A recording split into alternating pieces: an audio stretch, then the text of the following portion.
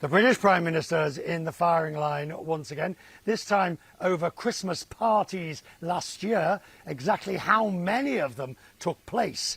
The investigation is now into 3 Christmas gatherings. Parties might be too grand to describe some of them. Now, they are alleged to have been held during COVID lockdowns last year. CNN understands Boris Johnson gave impromptu speech at one of them.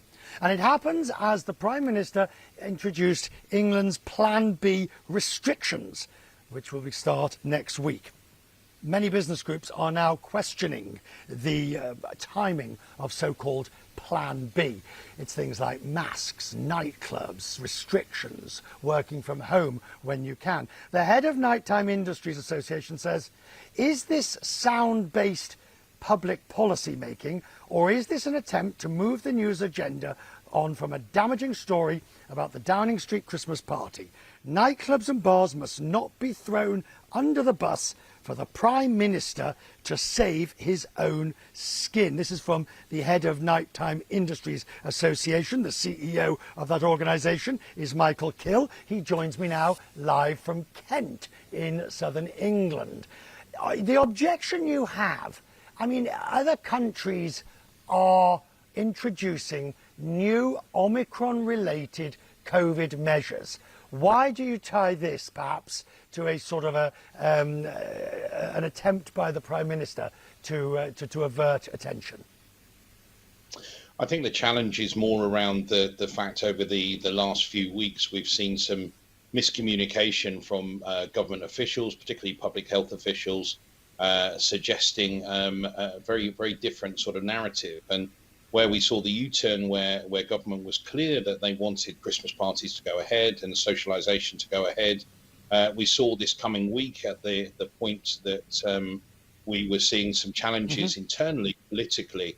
That's when we saw the narrative change. So it brought around some cynicism around the release of these further restrictions, which are very much targeted to the industry that's at the sharpest end of this pandemic. I know that you will say that there is no evidence that nightclubs have been a spreader as such, but the idea of introducing more restrictions because of Omicron, are you against that in principle? In principle, the public health strategy, our industry has supported it all the way through. We've been closed for 20 months. We've absolutely fell in line with exactly what the government has asked us to do.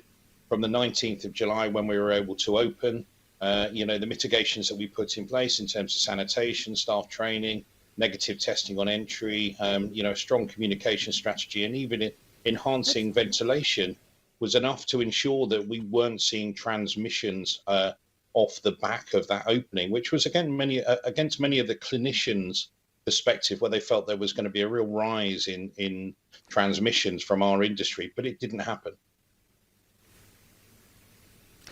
You talked about testing upon entry. One of the things I saw here yesterday, I was filming in a nightclub here, or an evening restaurant, I should say, and outside, everybody who was coming in, one of those quick little, Abbott boxes that you just do a quick test, put it in, wait a few minutes, and you pretty quickly get an idea of whether it's negative or positive. Would you like to see more of that? That seems to me to be a much more real-time, these people are probably negative, than whether or not you just sort of show somebody a piece of cardboard or what could be an out-of-date or a screenshot of a vaccine passport.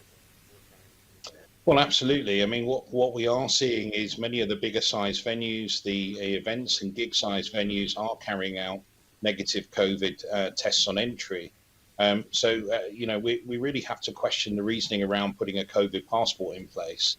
Because the only other thing that it does is adds the ratification of a double vaccinated sort of certification, but that doesn't tell you whether you have the virus at that time. You can still carry the virus when you've been vaccinated. So that really isn't a robust approach for us. And we feel that the mitigations in place are pretty robust and strong at the moment.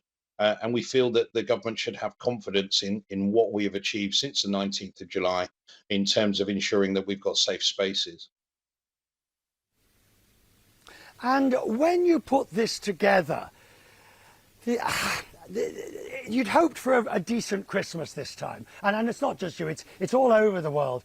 Nightclubs, restaurants, bars had hoped at least for a decent Christmas season. Do you now fear that this will put more of your members out of business? Absolutely. There is a huge amount of fear and anxiety amongst our sector at the moment. Many people are aware that the key to survival next year is to build up your cash reserves over the next 3 weeks. We call it the golden quarter in terms of the end of the year, where we see that opportunity to trade. And what we've seen is the reiterations and misleading communication has created uncertainty amongst the marketplace, amongst our workforces. And recently, obviously, with the restrictions being announced, this has really sort of hit us quite hard. It's stalled many ticket sales, and it's also seen cancellations of Christmas party bookings, which, in the light of some of the controversy, is leaving a bad taste in people's mouths. Sir, I wish you well. I was going to say I wish you a Merry Christmas, as you can say, but I wish you as merry a Christmas as one can in all the circumstances. Thank you for joining us this evening.